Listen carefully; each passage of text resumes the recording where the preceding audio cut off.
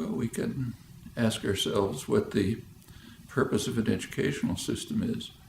And of course, there are sharp differences on this matter.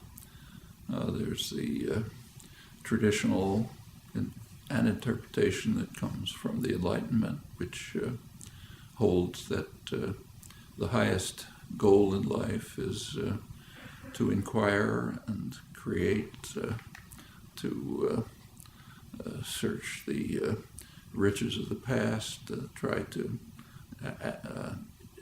internalize the parts of them that are significant to you, carry that quest for understanding further in your own way.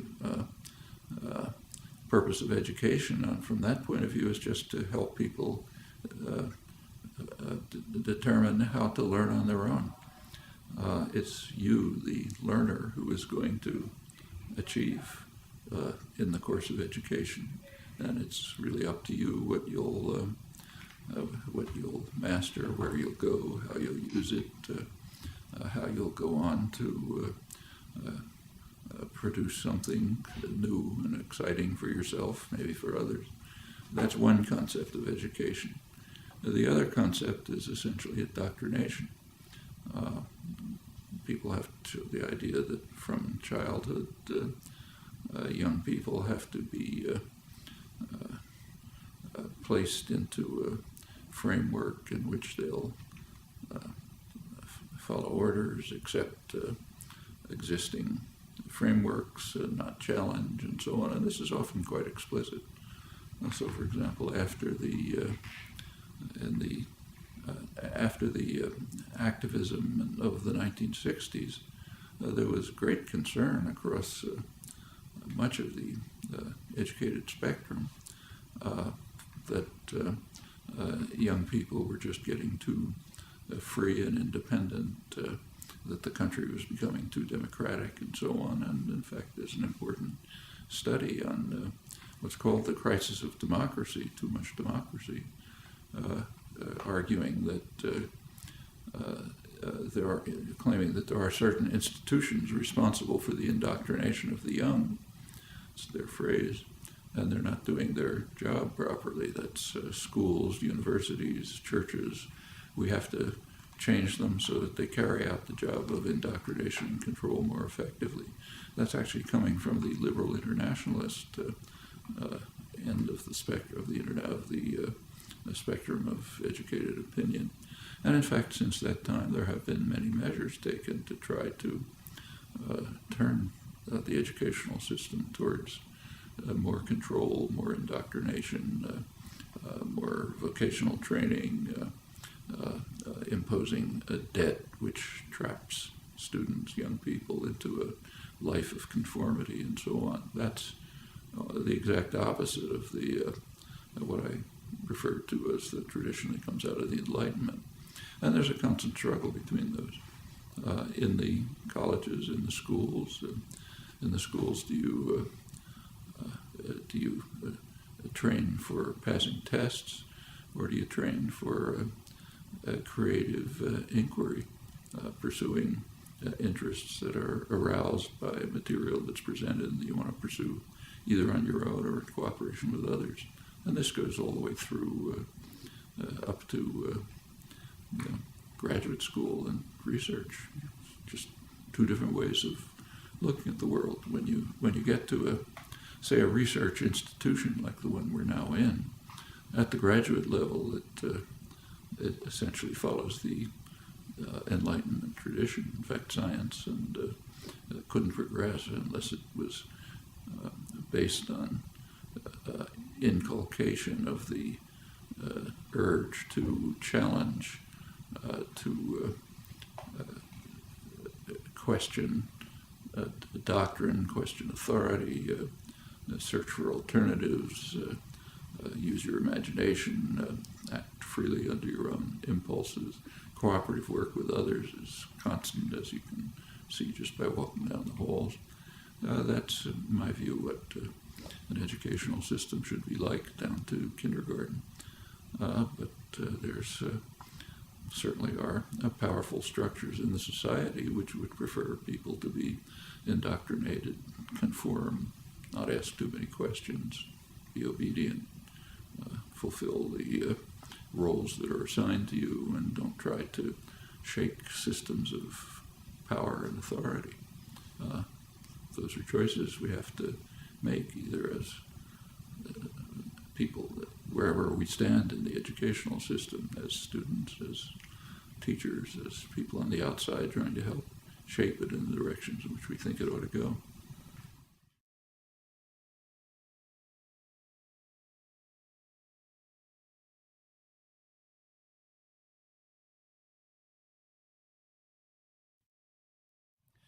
Well, there certainly has been a very substantial growth in new technology of communication, information, access, interchange. It's surely a major change in the nature of the culture and society.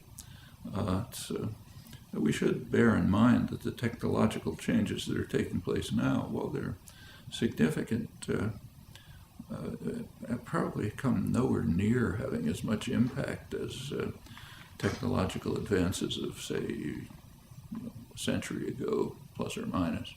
So the shift, say, let's take just communication.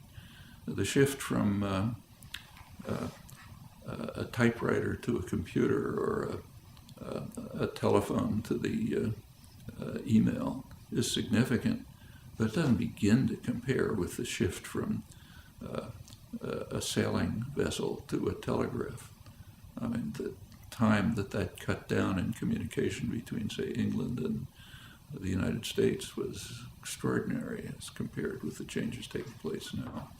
And the same is true of other kinds of technology, like just introduction of, say, plumbing. Widespread plumbing in the cities had a huge effect on health, much more than the discovery of antibiotics. So the changes are real and significant, but we should recognize that others have taken place, which in many ways were more dramatic. As far as the technology itself and education is concerned, technology is basically neutral. It's kind of like a hammer. I mean, the hammer doesn't care whether you use it to build a house or whether a torturer uses it to crush somebody's skull. Hammer can do either. Same with the modern technology, say the internet and so on. The internet is extremely valuable if you know what you're looking for. I mean, I use it all the time for research. I'm sure everyone does. If you know the kind of what you're looking for, you have a kind of a framework of understanding which directs you to particular things, lets you sideline lots of others, then this can be a very valuable tool. Of course, you always have to be willing to ask, is my framework the right one? Maybe I ought to modify it. Maybe if there's something I look at that questions it, I should rethink how I'm looking at things. But you can't pursue any kind of inquiry without a pretty relatively clear framework that's directing your search and helping you choose what's significant and what isn't, what can be put aside, what ought to be pursued, what ought to be challenged, what ought to be developed, and so on. I mean, you can't expect somebody to become a biologist, say, by giving them access to the Harvard University biology library and say, just look through it. That'll give them nothing. And the internet is the same, except magnified enormously. If you don't understand, know what you're looking for, if you don't have some kind of a conception of what matters, always, of course, with the proviso that you're willing to question it if it seems to be going in the wrong direction. If you don't have that, exploring the internet is just picking out random factoids that don't mean anything. So behind any significant use of contemporary technology, the internet, communication systems, graphics, whatever it may be, unless behind it is some well-constructed directive conceptual apparatus, it is very unlikely to be helpful. It may turn out to be harmful. For example, a random exploration through the internet turns out to be a cult generator. You pick up a factoid here and a factoid there, and somebody else reinforces it, and all of a sudden you have some created picture which has some factual basis but nothing to do with the world. You have to know how to evaluate, interpret, and understand. Say biology again, the person who wins the Nobel Prize in biology is not the person who read the most journal articles and took most notes on them. It's the person who knew what to look for. And cultivating that capacity to seek what's significant, always willing to question whether you're on the right track. That's what education is going to be about, whether it's using computers and the internet or pencil and paper and books.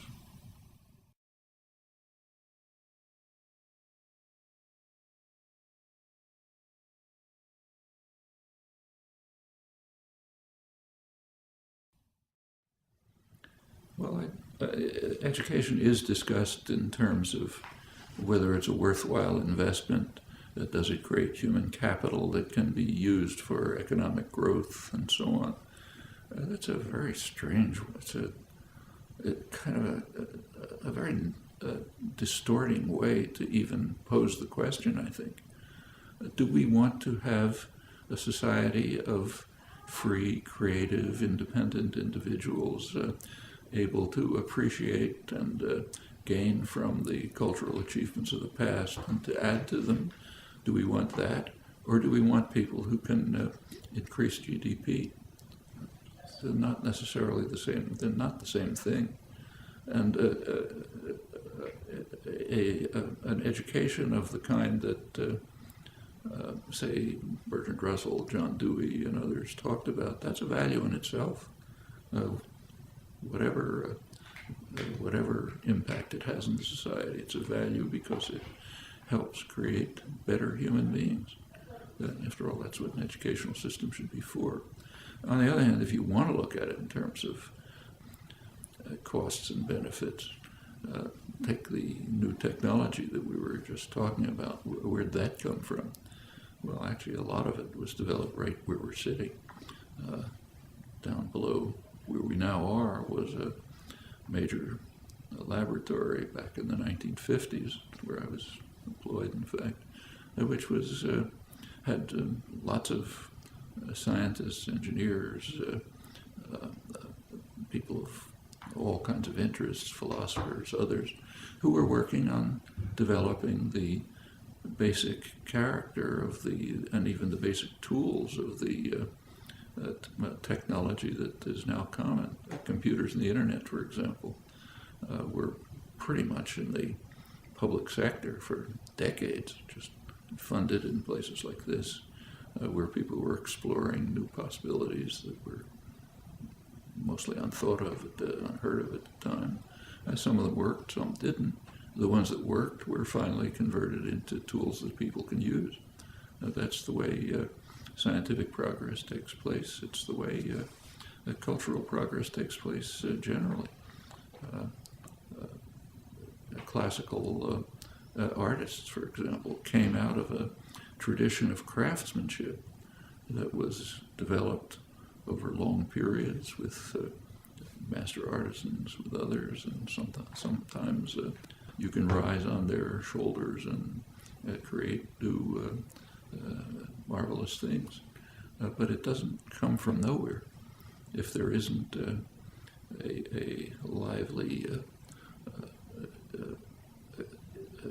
cultural and educational system which is geared towards encouraging creative exploration, independence of thought, willingness to challenge, to cross frontiers, to challenge accepted beliefs and so on. If you don't have that, you're not going to get the technology that can lead to economic gains, though that I don't think is the prime purpose of cultural enrichment and education as a part of it.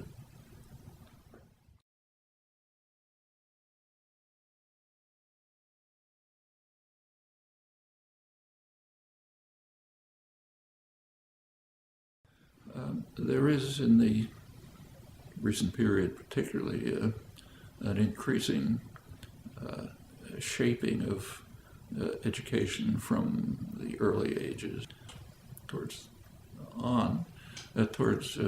passing examinations. That can be, taking tests can be of some use, both for the person who's taking the test, see what I know and where I am, what I've achieved, what I haven't, for instructors, what should be changed and improved in developing the course of instruction. But beyond that, they don't really tell you very much. I mean, I know for many, many years I've been on admissions committees for entry into an advanced graduate program, maybe one of the most advanced anywhere. And we, of course, pay some attention to test results, but really not too much. I mean, a person can do magnificently on every test and understand very little. I mean, all of us who've been through schools and colleges and universities are very familiar with this. You can be assigned, you can be in some, say, course that you have no interest in, and there's demand that you pass a test, and you can study hard for the test, and you can ace it, to use the idiom, you do fine. And a couple of weeks later, you forgot what the topic was. I'm sure we've all had that experience. I know I have. It can be a useful device if it contributes to the constructive purposes of education. If it's just a set of hurdles you have to cross, it can turn out to be not only meaningless, but it can divert you away from things you ought to be doing. Actually, I see this regularly when I talk to teachers. Just give you one experience from a couple of weeks ago, but there's plenty like it. I happened to be talking to a group which included many school teachers. One of them was a sixth grade teacher, teaches kids, I guess, 10 or 11 or 11 or 12, something like that. She came up to me afterwards, and I'd been talking about these things, and she told me that of an experience that she had just had in her class. After one of the classes, a little girl came up to her and said she was really interested in something that came up, and she asked how she could the teacher give her some ideas about how to look into it further. And the teacher was compelled to tell her, I'm sorry, but you can't do that. You have to study to pass this national exam that's coming. That's going to determine your future. The teacher didn't say it, but it's going to determine my future, like whether I am rehired and so on. The system is geared to getting the children to pass hurdles, but not to learn and understand and explore. Now, that child would have been better off if she had been allowed to explore what she was interested in, and maybe not do so well in the test about things she wasn't interested in. And they'll come along when they fit into her interests and concerns. And so a test,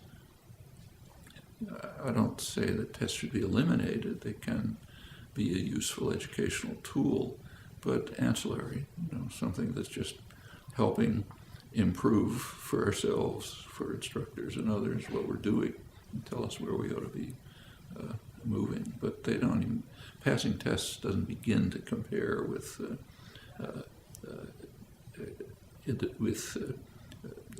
searching and inquiring and into pursuing topics that engage us and excite us. That's far more significant than passing tests. And in fact, if that's the kind of educational career that you're given the opportunity to pursue, you'll remember what you discovered. There's a famous physicist, world famous physicist, right here at MIT, who, like a lot of the senior faculty, was teaching freshman courses. He once said that In his freshman course, students will ask, what are we going to cover this semester? And his standard answer was, it doesn't matter what we cover. It matters what you discover. And that's right. Teaching ought to be inspiring students to discover on their own, to challenge if they don't agree, to look for alternatives if they think they're better ones, to work through the great achievements of the past and try to master them on their own because they're interested in them. If that's the way teaching is done, students will really gain from it and will not only remember what they studied, but will be able to use it as a basis for going on their own. And again, education is really aimed at just helping students get to the point where they can learn on their own, because that's what you're going to do for your life, not just absorb material given to you from the outside and repeat it.